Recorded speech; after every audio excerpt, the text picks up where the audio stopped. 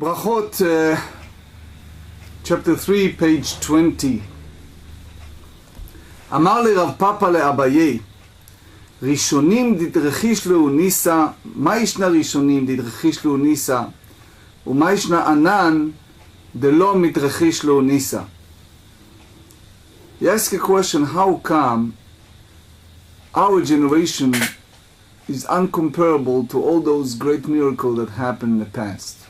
Meaning, if you read the Torah, you read the Tanakh, you read the early time, it was a tremendous amount of miracle that happened. We don't see what's the difference about us that we don't have those miracles. So he tried to say maybe it's related to our level of learning. He said, if you suggest that it's because the early generation they much more in the Torah study, I'll give you a proof that it's incorrect. Bishnei the Rav Yehuda kulei tnuyei benzikim hava.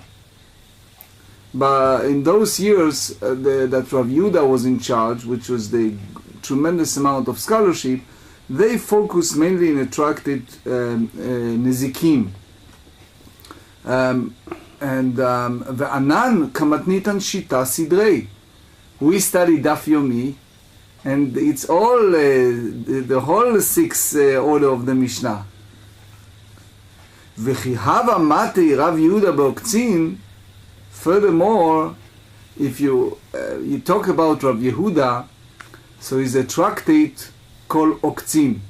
So when Rav Yehuda involved and studied the tractate Oktzin, האישה שכובשת ירק בגדרה ואמרה לה הזיתים שכבשן בתרפיהם טהורים, which means it's just a point of Tumayin Tara. It's a different subject. There is a concept that it's called Yad Latuma. When you have the fruit and you have these little orchids that hold the pri, that hold the fruits, so by Hilchot Tumah, that part, that orchids, it's also accepted Tum'ah. Even stems and leaves. Yes, stems and leaves, because even that it's connected to the tree, if it's connected to the tree, is not tamei, is not impure. But the minute it's disconnected, that part it's also. So it's a little details and technical and complicated. So Amar lei Havayot de Rav Shmuel the Rav Ushmuel kachazina heicha. So you see here Rashi said here Havayot de Rav Ushmuel kachazina hacha. כלומר, טעם המשניות הללו קשה עליי ככל הקושיות שהיו שני רבותיי מתקשים בהם בכל הגמרא. Meaning, again, I'm going to one of my books, ביאורי הכלומר ברש"י על הש"ס, and you see here the word כלומר in Rashi. So I try to explain what the purpose of Rashi saying כלומר and what's the meaning.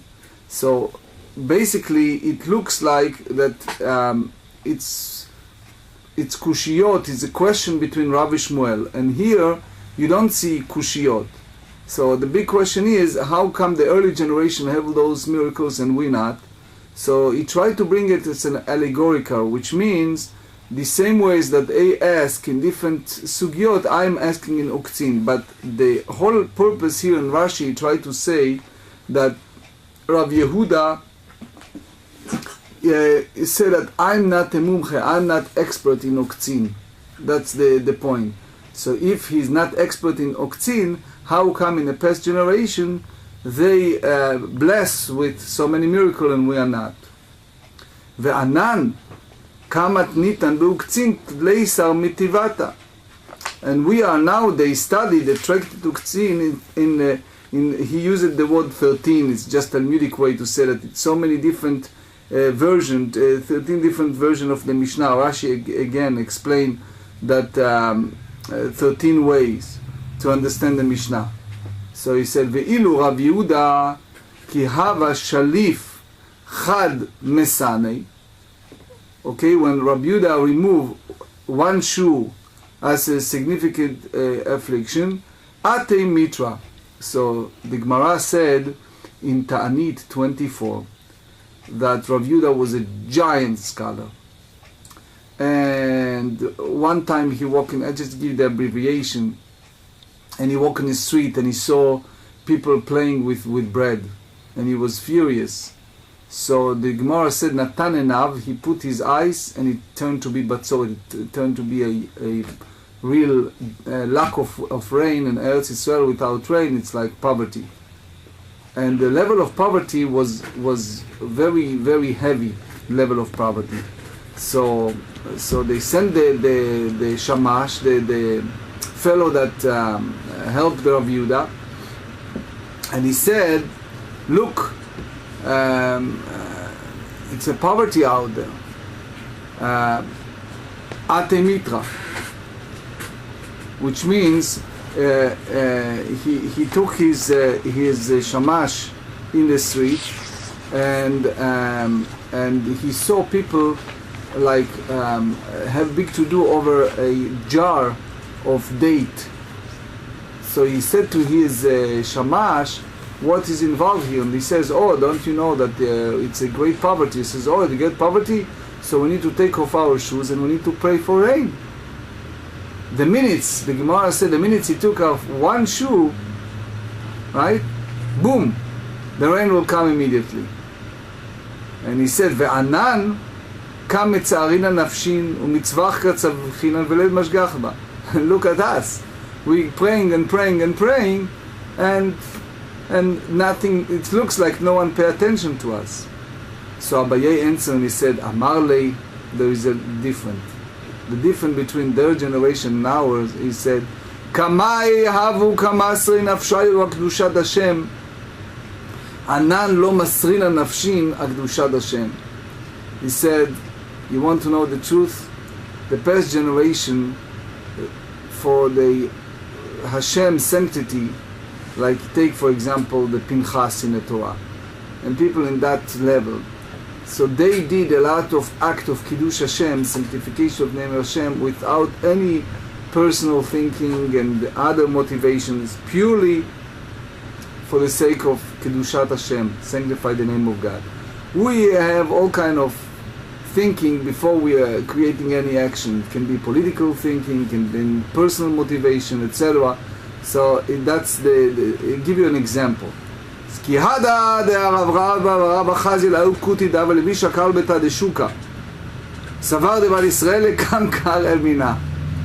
there's a story about episode Rav Ada Barava. He saw a Kutian woman, and she wore a dress that most probably is either you can say that it was very inappropriate, or you can say that it's ostentatious, whatever it is, tawdry. It's an inappropriate dress. He thought that she is daughter of Israel. So he went around in the market, and what did he do? He just took it from her. Either took it or tore it from her. It's a two version. What did they do? So in that sense, Iglai milkta de kutit, and then it was discovered that she was really a Kutian woman. So he need now to pay a fine for that. Shaimua be'ar me'azuzei. So they either the court or whatever is involved, they find that it's a damage of 400 zuz, which is a lot of money. Amar la mashmech, he said, what is your name? She said Matun. Amar le Matun, Amar le Matun, Matun arba ruzei shavya. Rashi here again used the word klomar, and it's the two explanation, but the idea is the Matun, either that's name or it's the amount, but the idea is that it was, you cost me a lot of money. Matun in Aramean is Matayin, is like 200, 2 times the 200. It's or Matun is like in Hebrew Hamtana, to delay. It's a two version in Rashi. But the whole point here, it's a tremendous amount of Mesirut Nefesh, devotions. Like we said in a previous session, a person, you see that he have Shatnez, he take off his garment, even it's a market, because it's a Chilul Hashem. So here, he did something just to sake of God. So he took the story on the Torah in Pinchas. He get the covenant of peace. Why? He was a level that he was really entitled. We are not in that level. But he was in such a level that he can even do such an act of zealousy. So that's the reason why they are in a different category of spirituality, and that's the reason why they have miracles. רב גידל אב הרגיל דקבעה אזיל ויתי ושערי לטבילה. אמר לו, הך הטבילו והך הטבילו. אמרי לרבנן לא כמסתפה מים מיצר הרע. אמר לו, דמיין באפי כי קקאי חיברי. So it's a story about great Rav Gidel that he was involved in the explaining the ladies all the halachot with mikveh, the obligation with this, a certain time after counting, the dates, the 5, the 7, so they go to mikveh. But there are several halachot involved there. So he went and he taught them all the halachot. So someone asked him, are you not afraid of yetzer hara, of evil inclination? So he answered and he said, no, in my level, again it's above our category, he said, I imagine like a white geese. It means that I'm not in that mindset. I basically fully intend to teach that. So while we talk about this, we talk about another different practice. Rabbi Yochanan ragil dekave azil v'yativ ashar tefila. Rabbi Yochanan went and he sat close to the women mikveh. So again, it's in our best understanding. Number one, the Talmud tells us in the Bava Metzia 84 that Rabbi Yochanan was one of those that remnant from the time of the Beit HaMikdash, that people, because of Beit HaMikdash and the Kedusha, the sanctity, they have beautiful faces. They have a beautiful face of Kedusha and beautiful faces. So as an example, just for us to understand, you remember in the Torah portion of Vayetze, the Torah tells us in Genesis that Laban, when he wants to have a beautiful livestock, so he have the reflection of the livestock that is beautiful, and while they have this intercourse, they watch, and as a result, it's a belief that while a person have in his mind at that time, it's have some influence on the baby, the certain image that the person have at that time. So basically, Amar Kisalkam Not Israel Vaten Mitvila, when those Jewish women emerge from the immersion, Mistaklan Bi V'Nevel Uzar the Shapir Kvati. So they look and they, in a sense, they yearn to have children as beautiful as I. Amar El Awana Lo Kamistaf V'Mar Meina Bisha, you don't afraid of evil eye. Evil eye meaning, we explained it many times, that it's like the whole idea of jealous attention of the misfortune that accompany with the evil eye. Maharal said that it's is some type of destructive force of a nation. It's a few explanation of what is evil eye. Amar lehu, so he answered and he said, Ana mizar'a de Yosef ka'atina de lo shalta be'ina bisha.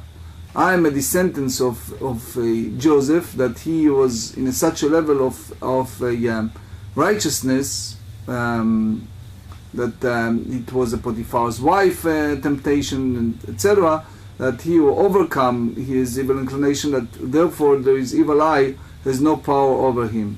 Hagaot Abach here explained that there is a different attitude toward him. He wasn't looking at those ladies, he just let he have the chance for them to see him. In other words, there is a Gemarah in Bava Metzia that said that he has a very big eyelashes above his eyes, so they need to remove them or move them up like a minor cosmetic surgery in order for him to see. So in other words, he wasn't able to see, but people can see him. So again, in our best understanding, Tichtiv ben Porat Yosef ben Porat Ale'ain. They said that the charming of Yosef, charming of the Ale'ain is like a eye. V'amar Rabbi Abahu al tikri Ale'ain ela Ole'ain. That it's above his eye. Rabbi Yosef Rabbi Chanina Amar Me'acha v'yitgu larov bekerev haaretz. They said that the children of Joseph will be fruitful and multiply abundantly like a fish in the land. Ma dagim shebayam mayim mechasim aleim, the same way as fish, the water cover them. Ve'en ayin hara sholet b'hem, they are fruitful and multiply, so there's no evil eye. Av zaro shel Yosef, the descent of Joseph, en ayin hara sholetet b'hem. and the evil eye will not power over them. So there are I saw some friends that they use that whenever they're afraid of evil eye, they use that line. It says, I am a descendant of Joseph, that it's no evil eye. V'bai tema, it's another way to look at that. And they said, Ain shelo ratzta lazun mima shelo, the whole story of Joseph, as we said earlier, it's because he did not want to enjoy anything that not his, which is a married woman, the Potiphar's wife, that tried to seduce him, and he was in control and he didn't want to involve with something that is not his. And Ain Tara sholetet bo, the evil eye has no power over him. Mishnah. נשים ועבדים וקטנים פטורים מקריאת שמע ומן התפילין וחייבים בתפילה ובמזוזה ובברכת המזון.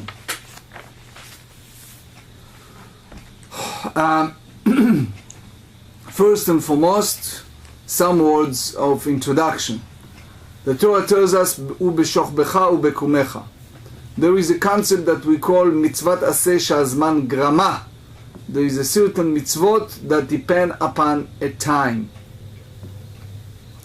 In a very general term, mitzvot like tefillin, Shabbat, in a night, there is a Gemarah in Berachot that said that all these categories, they are free from those mitzvot.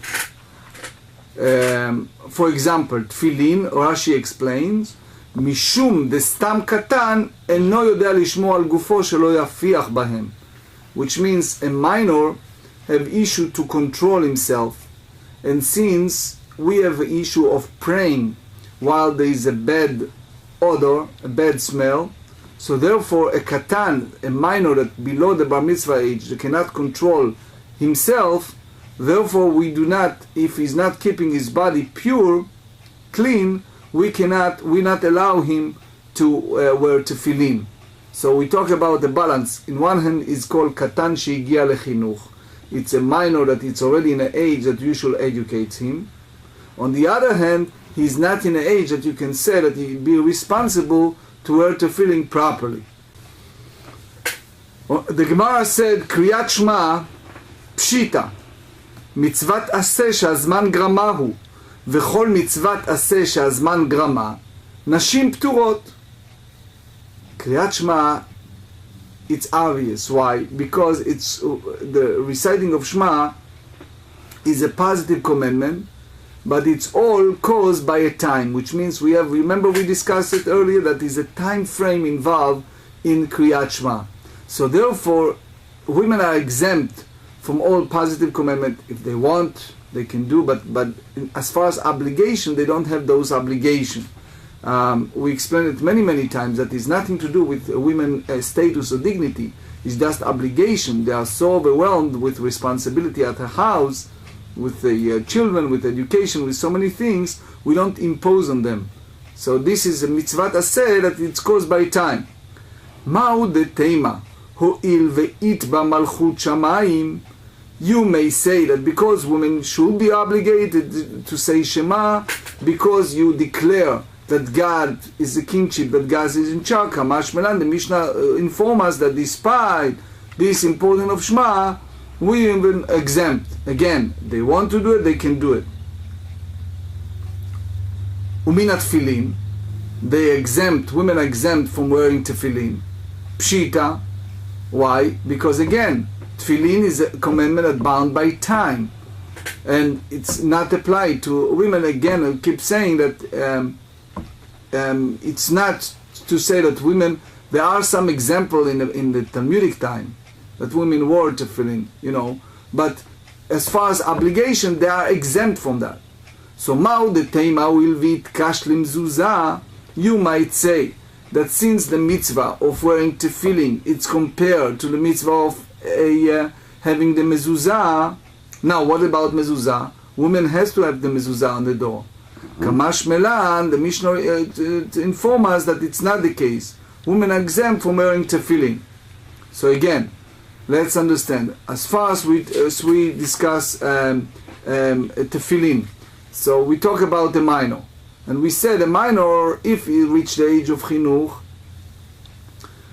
it's a question if we can wear tefillin. He can start practicing, but wearing in time tefillah, we have to check that he can control himself. So Tosefta here elaborate, and he said, he brought in Gemarah and Sukkah, and he said, we should buy a tefillin for a minor, and Rabbeinu Tam explained that if those minor reach the age of chinuch, age that they should learn, so for example, if they reach the age of 11, 12, we can buy tefillin for them. I bought for my 3 sons tefillin about 2 years in advance. Over there, because it's a very expensive tefillin and need to go to a lot of process, and each compartment was a different person, so therefore it was long before. But the whole idea is they can start practicing and wearing, but that's Rabbeinu Tam opinion, even before the bar mitzvah, but as long as they can control themselves. Now, mezuzah, in a way, it's not mitzvah taseh shazman grama, it's not dependent upon time, but since everyone need the shmirah, everyone need the guard, the whole idea is Shin and Dalet and Yud, the guardian of Israel, what we put in the mezuzah, it's a protection, it's guardian. So a guardian everyone needs. So that's the kamashman, and that's the Mishnah transformed in format that is not the case. Women are exempt from wearing tefillin, unlike other things. Now, the next one is v'chayavim betfilah. So, but with the case of women, they're exempt. If they want to wear tefillin, they could. Okay, so the whole idea is this. In a very general term, it's a good question. General term, women have a certain obligation. Take, for example, someone like, I can talk about my spouse, okay? We are blessed with 5 very active children. And now, we are, Baruch Hashem, blessed with, in addition, another 5 grandchildren. So, she has a full hands, day and night. So the point is, when you talk about tefillin, for some people, they start feel, okay, so this person does that, that person does that, I should do that, etc., etc., and it can change in a sense to equal obligations. And we don't want anyone to just crash from responsibility. So the point is, yes, you read stories in the Talmud of women that were tefillin, but we want to clarify the obligations. Right. Now, v'chayavim betfilah, the Mishnah said that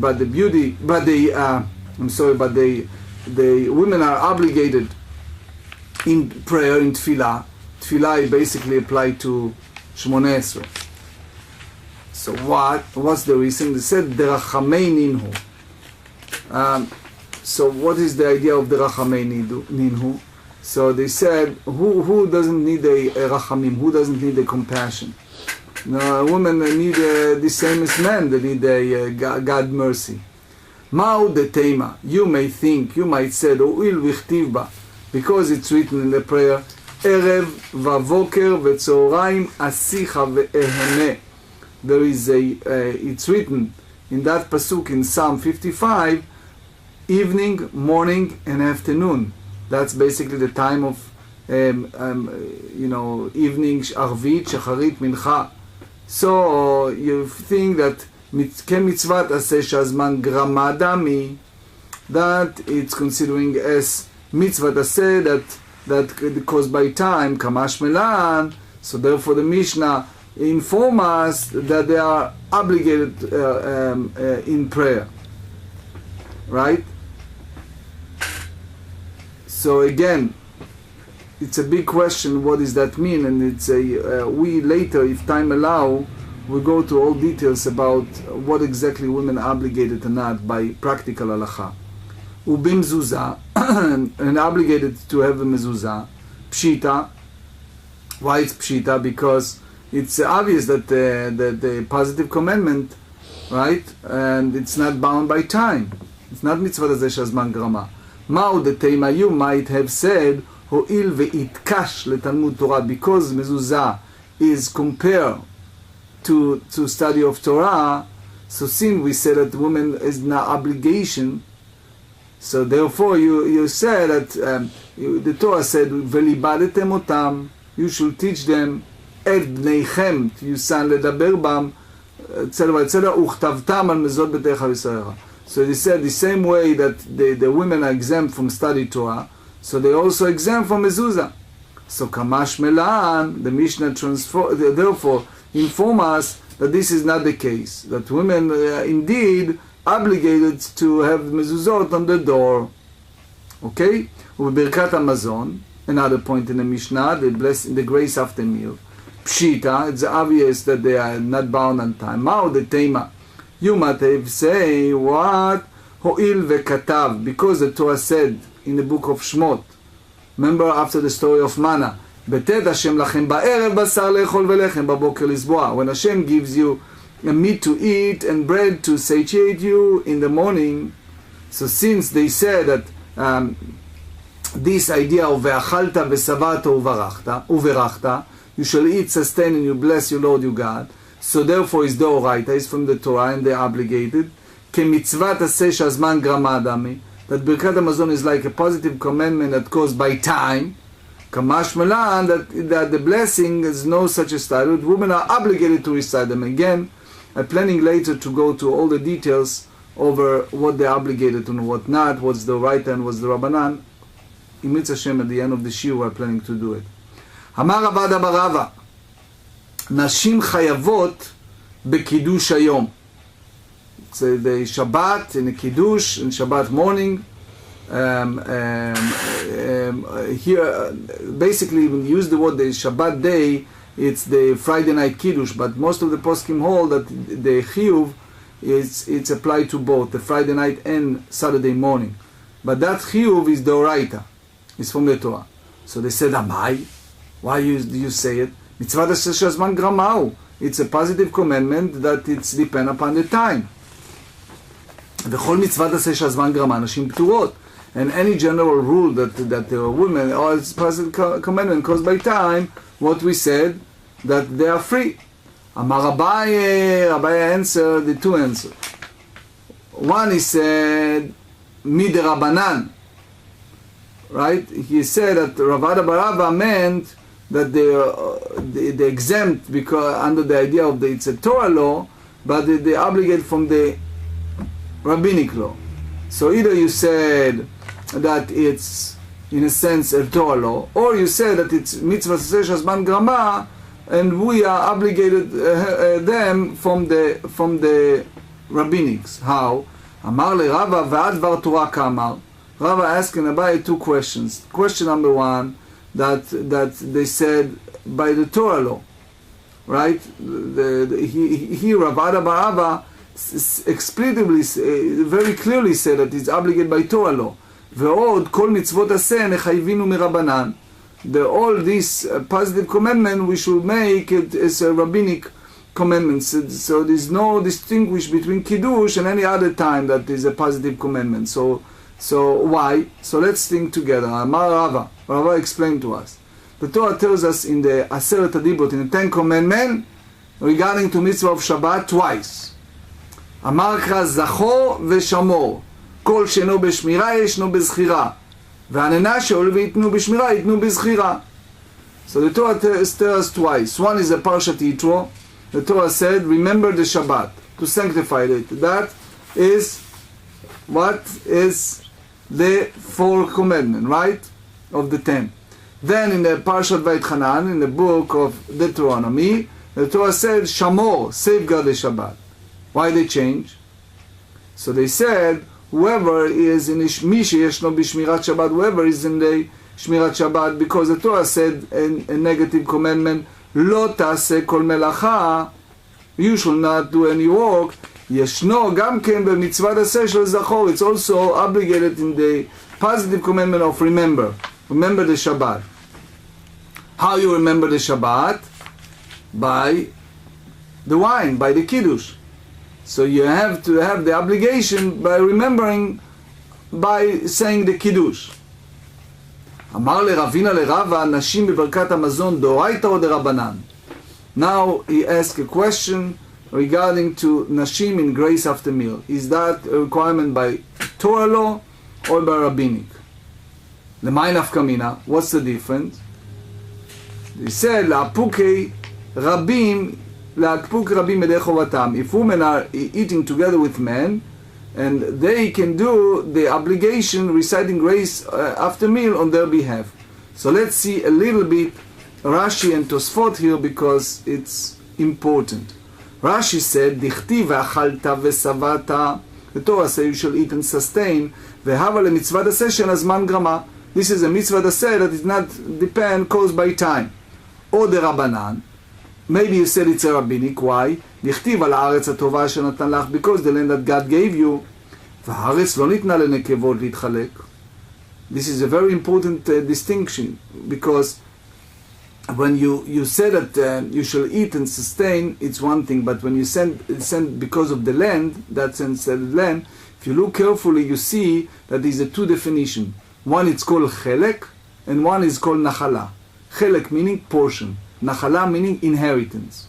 So they said, when you said achalta vesavata, you need to make a blessing ala haaretz for the land. Women does not have a chelek. If you read the Torah, they did not get a portion. Okay, what they get is nachala. They get inheritance. So they get inheritance like daughter of Slovchad. He said, "V'im mishum not Slovchad." If you tell me the story of daughter of Slovchad, that they get a portion in the land, chelek avihem ba'em denatlu shem yotzei Mitzrayim, because they are those who are from the generation of people who left Egypt, and they get inheritance from their father, but it wasn't a portion of the land. So therefore, what you see is the whole chiyuv is the Rabbanan. It's by the rabbinics. Tosefot, I give you the abbreviation because we're short in time. So the Tosefot said that if you tell me these claims, so how about Kohanim and Leviim? Kohanim and Leviim, it's also the same thing. They don't get a portion. So how can you tell me that that's the claim, that they don't have a portion in the land? No. What do you think? It's a good point, right? Tosefot has a very sharp point. Mm-hmm. Okay? So Tosefot responds, and he said, when we said the second part of Shema, of the grace after meal, Nodelecha, we shall thank you, Hashem. We use several words. We use the word Ve'al britcha shechatamta bivsareinu, because the brit, the circumcision that you put in our body, okay, that's men, okay, and another thing is we said Ve'al toratcha shelimadetanu, and for the Torah. So who are the number one, the bar brit, the one that they have the brit? It's a man. So he is obligated to Birkat Hamazon. Who is obligated in the study Torah? Men. That's the obligation. Women can study, but it's not the same obligation. Okay. So Tosfot try to say that you cannot compare Kohanim or Leviim to women. It's two different categories. Tashbetz say, just a side note, he's talking about a slaves or convert. So he said those people, he asked a question, they don't have a portion in Eretz Israel. So he said whatever they mentioned, the part of when they divided the land, Kohanim and Leviim, they are males. Women, basically it's not part of portion of Eretz Israel. So therefore, they don't have, according to the whole idea, they don't have power Birkat Hamazon. So what's the difference? Why we have to have this discussion? So Gemarah said that it's all because we have an issue of if they eat together with men, and we need to have a leotzi acherim yedei chovatam. What does that mean, leotzi acherim? That other people listen and fulfill the mitzvah. If you say that it's obligation by the Torah midoraita, so the women can exempt men from reciting the grace after meal. But if you tell me it's only rabbinic midrabanan, so if he is not obligated, so they don't have to, they cannot exempt other from their obligation. I amar doraita, ate doraita mapik doraita. I amar rabanan, have דבר שאינו מחויב בדבר, וכל שאינו מחויב בדבר, אינו מציע את הרבים על ידי חובתם. which means if they don't have the obligation, they cannot exempt the other from their obligation to say grace after meal. My, so what then the answer to our question? Is woman obligated to recite grace by the Torah or by the rabbinic? Tashma. So come and see a proof from other Braita. Be'emet amru, the truth is, ben mevarech le'aviv, which means if you have a child that is a minor, and he needs to say birkat hamazon, a grace after meal, and let's say a situation, unfortunately, that the father doesn't know how to say it. Okay? But he has a son, very smart son, minor, that he is so smart he can do it. Okay? So he can say the grace after meal, and by force of circumstance, the father can exempt by listening to him. Ve'eved mevarech lerabo. The same, we have some situation that the servant is more knowledgeable, so the servant may do the grace after meal on behalf of his owner. That's b'diavad, it's not l'chatchila. Sure. Ve'isha mevarechet leba'ala. The same married woman, she can do a bless after meal on behalf of her husband. Okay? So again, in the practicality, it's, in all kind of, God forbid, situations that he cannot do that. Aval amru chachamim, but sages have a very strong word to say about it. Tavo me'era la'adam she'ishto uvana mevarchim lo. The sages have a very strong language against it. And they said, it's like they put a curse, or they put a very strong words against person that his family needs to do it for him. How come you are such an uneducated person? You should have educate yourself so you can do it by yourself. You don't need it. Continue. Right? So the whole idea is you don't put an effort to learn. If a person is disabled is one thing, but if you are a capable person, so why? If you tell me that to say that the grace after meal is a biblical, so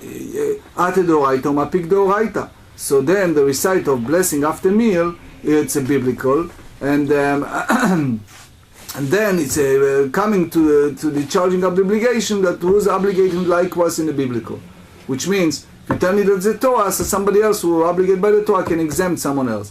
But Elai Amar de Rabbanan, if you tell me that it's only rabbinic, Hate Rabbanan umapik deoraita. So you tell me that the rabbinic obligated come and discharge the obligation of those who have the Torah obligation. So how come you tell that the wife can exempt her husband from doing that? Uleta'amich.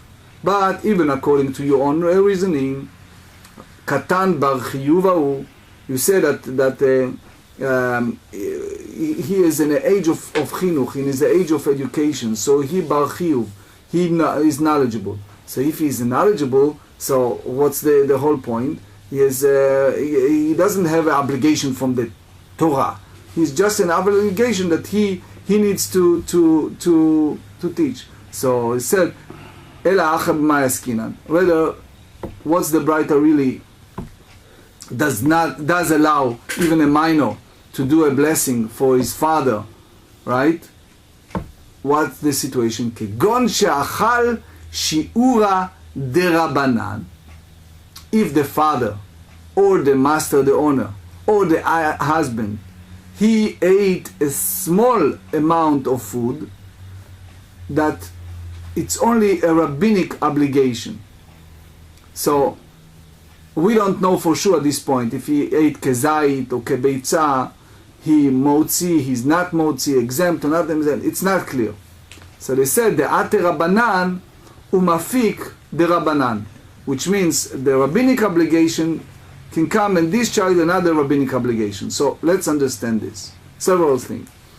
Motzi, to fulfill, is the rabbanan, is rabbinic. So kezait, the small measure, is shiur, is obligation only rabbinic. So you need to say, a rabbinic said that you have to say birkat hamazon, grace after meal. Because the biblical requirement is you have to be satiated, right? So correct. So you eat and... Correct. Okay. So they said that the grace after meal, it's written, you shall eat and sustain and satisfy, and then you can fulfill it. So, for example, you go to the synagogue, they recite the Zachor. Zachor is the Oraita. To hear the portion of Zachor, to hear the Torah reading of Zachor, it's from the Torah.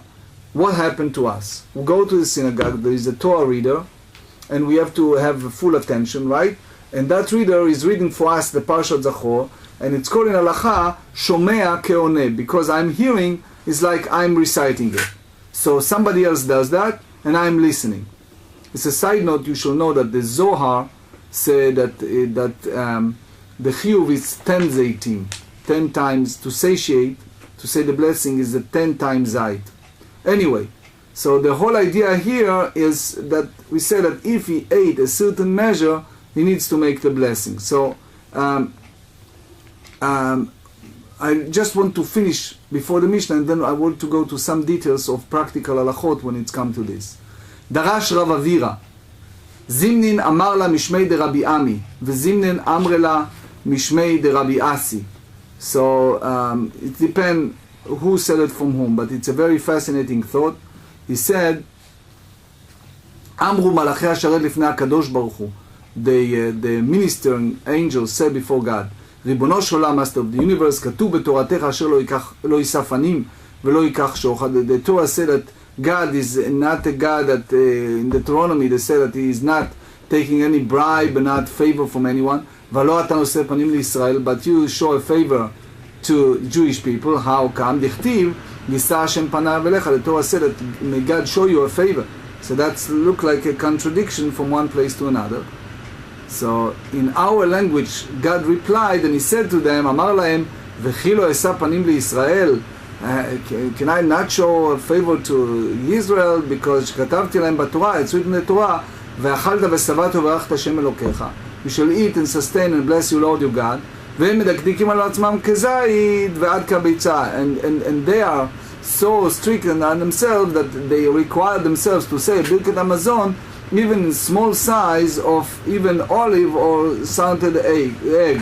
So for sure I should favor them. So now there are two questions I want to present to you as a homework, because it's a very mind-boggling paragraph that it's beyond the scope of today. Number one, where it's written that the creator of the world is obligated to abide by the Torah. Where it's written? Question one. Question two, if you tell me that he is obligated, so what's the answer they said? They bribed me, so they bribed the judge, and therefore he is showing favor. So how this match the question, how the answer match the question. So just as source, I recommended you should read Rabbi Yonatan Eibishitz, and he book Divrei Yonatan in Parshat Eikev. He gave an explanation. It's also Chatam Sofer gave an explanation, but it's all in a sense midrashic explanation. If anyone will come to a very clear, nice explanation to that, to those questions, I'll be more than happy to hear and thankful to hear. So let's wrap it up before we go to the next Mishnah. The big question we ask, it's about women. Is women obligated by the Torah or by the rabbinic? The whole din of arivut, the whole question here, it's not so simple. So first let me share with you the Shulchan Aruch Kuf Bei Vav 186. It's whether or not women are or children are obligated to make blessing for after a meal, and I'm reading word by word the translation here. Nashim chayavot b'birkat hamazon. Women are obligated to make a blessing for after a meal. However, it is questionable whether they are obligated to do so by Torah law, in which case they can make the blessing serve for men to fulfill their obligation, or whether they are merely obligated to do so by rabbinical law, so that they can only make the blessing serve for a man to fulfill his obligation, if his obligation to make blessing is merely a rabbinical one. Okay, that's point one, and soon we see Mishnah Brura. And Mishnah Brura said, and I just give the abbreviation, he said, because it's mitzvah taseh shelo azman grama, it's not caused by time, they don't have a portion in the land by themselves, so therefore it's not the obligation. So he brought here the tour. I just give you the abbreviation. He says, for it is written in the verse which teaches us that one is required to have a bless after meal for the good land, and women do not have the share in the land in their own right. Remember we talked about it? But only when a daughter inherits, and that is not the case of Kohanim, descendants of Aaron or Leviim, since even though they do not have a share in the land as a whole, they nevertheless have a share in the cities, so that they are allocated to Leviim. So therefore, so it's a machloket. Some authorities say that women are not obligated to make the blessing by Torah law because they are not giving the covenant, the brit, and the obligation of study the Torah. So it's a big question. So the Torah explained that it's a sophic, it's a question, and they cannot motzi acherim. So if they eat the oraita kedei svi'ah, but it's still not. So I give it the abbreviation. The Shagat Aryeh in Siman Bet, he said that women, if they eat kedei svi'ah in a large amount, so he said that because of that they need to make a blessing. But he says that's to make a blessing, they can make a blessing for themselves. But not everyone agree with that. The Birkei Yosef disagree with that. And I'll just give you again the abbreviation of Biur Halacha. Again, I recommended you to read it from itself. Biur Halacha said several things. He said,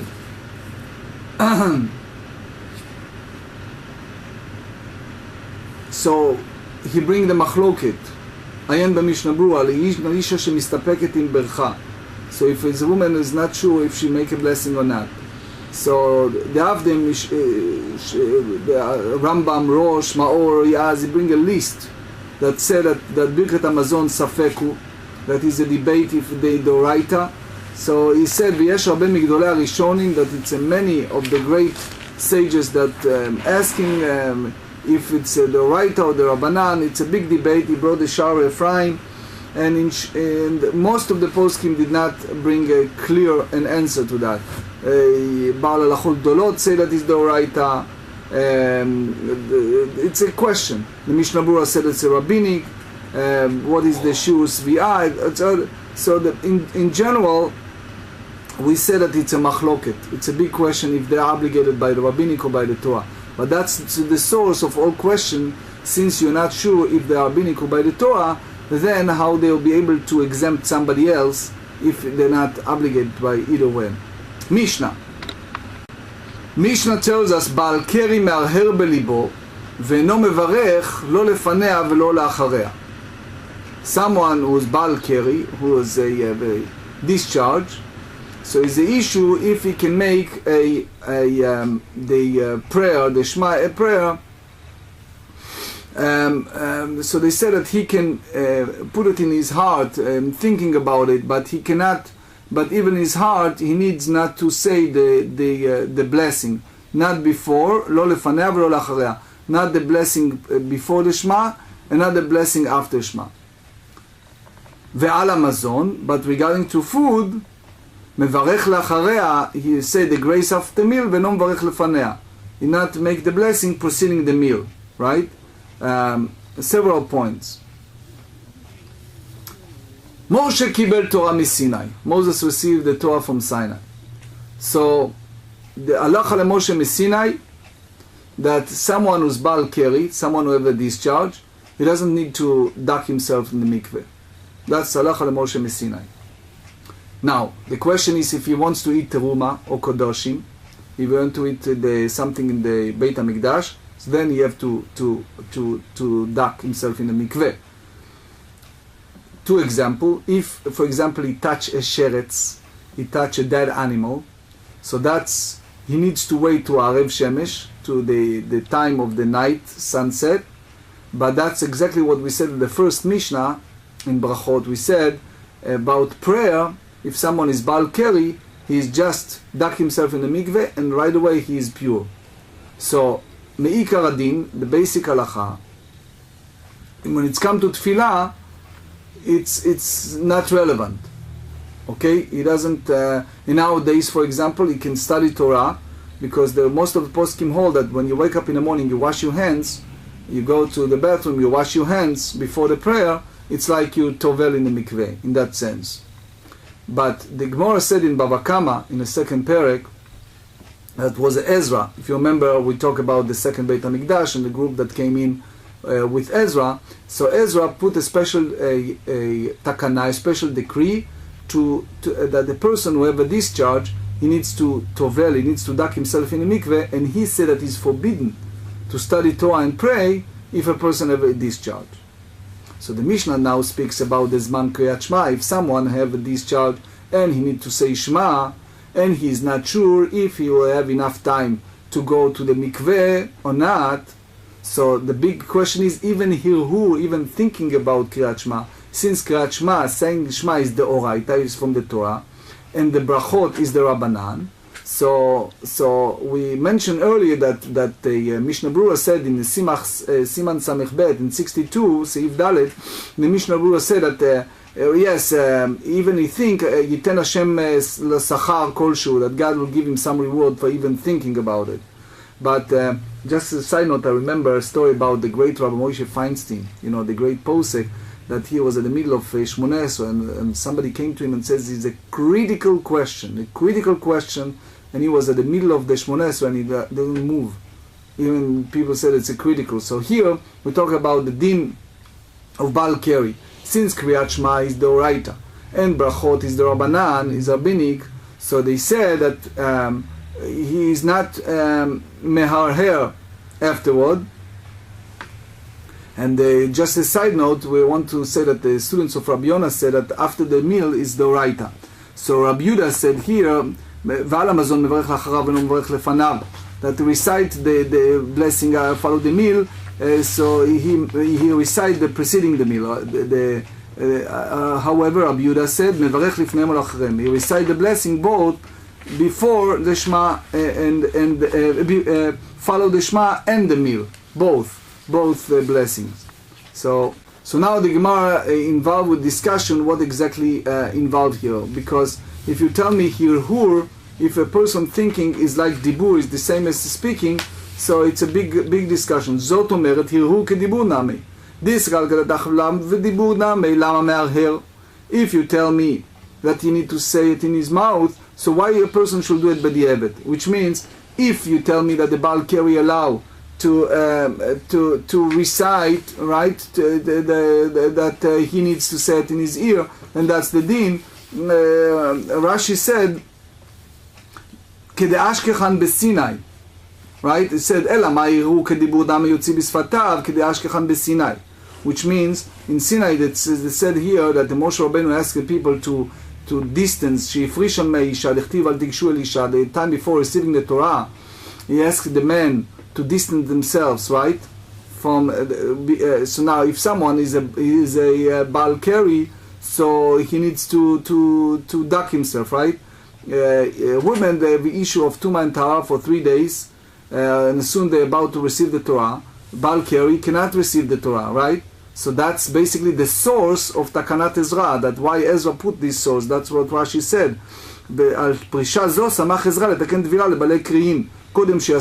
Because originally Moshe Rabbeinu asked men to do it, right, to distance themselves in order to receive the Torah, and Baal Keri cannot do it. So therefore, the same Ezra put this the takana, Asher amat lifnei Hashem lecha b'churev. That's a very important Rashi. Tosefta, just a side note, said, Kede'ashkechan b'Sinai afal gav le'dibur dam el'inyan she'yatza alav kedibur dam, which means the dibur is in the Sinai, which means the shomea ke'oneh, that the 10 commandments, Moses talk, Moshe Rabbeinu speaks, and people listen. The two first commandments before Hashem, and then the 8 is from Moshe, and people will listen. So the Midrash said that they will accept upon themselves, like we said about Zachor. Okay, so that time they hear the Torah. It's like Shomea Keoneh.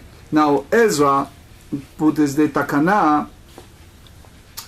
Now they said, V'Rav Chisda amar hirhu lav kedibur damei. Rav Chisda said that there is not legally equivalent to speech, right?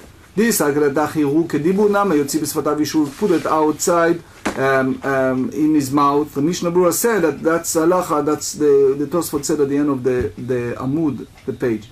Elamai. So what you say, hirhu lav kedibur damei. If he thought is not equivalent to speech, lama me'arer, so why bother to concern that say Shema? Amar Rabbi Lazar, kedosh lo yokalav muskim bo v'yoshev u'batel. that Rabbi Lazar said that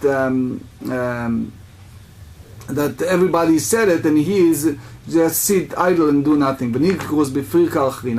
But so we can involve in different sagot. Abach said that in page 22 we're going to speak in Derech Eretz that if he cannot study Torah like everybody else, give him Derech Eretz, give him something else that he can involve. אמר רבא ברבא בדבר שהציבור עוסקים בו. רבא ברבא said that everybody said Kriyat Shema and he is just thinking about it, right? It looks like very inappropriate. והרי תפילה בדבר שהציבור עוסקים בו, ותנן היה אומר בתפילה מזכר שהוא בעל קרא, לא יפסיק אלא יקצר, תמה להתחיל, לא יתחיל. So תפילה, if you said, אתה חונן, ברוך אתה השם חונן הדעת, he just begin and end, make it short. So they said, if he already start, he make it short, but if he didn't start, he should not start, right? Why? So he said, shana tefillah, the different, delayed b'malchut shamayim. The difference is that Kriyat Shema, you have exception Yokov Hashem, Malchut Shamayim. So that's he cannot be different than public, than tzibur, because everybody accepts Hashem as a king, right? But tefillah it's different. V'ari birkat hamazon lacharav delayed b'malchut shamayim. But birkat hamazon after the grace after meal, it's the oraita. He should think, and it's not include acceptance of God's kingship, right? Because you said before, Amotzi Baruch Ata Hashem Elokeinu Melech HaOlam, right? So they said, "Utnan al Hamazon varech lacharav v'lo varech lefanav." For the blessing after meal, you recite in your those blessing in your heart, follow the meal, but you not said it before meal. So we said basically, "Ala Kriyat Shema u'Birkat Hamazon Doraita u'Tfilah derabanan," which means Kriyat Shema Doraita. So and Tfilah prayer is the Rabbanan. So I just want you to remember that the Rambam said in Shoresh Hey that Tfilah is the right Ramban, and he disagreed from our Sugya. And the Kesef Mishnah said that the Rambam speaks about the Tfilah that we speak about in the morning. So Meikar Adin, it's enough to say one time a day, God we love you. The Rabbanan said, the sages said a 3 prayer, and there is a Zman Tfilah and a Seder Tfilah. So that's the whole involved. So in his final halachot, we say that Nashim Avadim Ktanim, they are free from Kriyat Shema and Tfilin. Kriyat Shema, that even there's not accepting Malchut Shamayim. Tfilin, that even they hekesh to mezuzah, but they obligated in Tfilah, even that is not mitzvah dazeh shazman grama.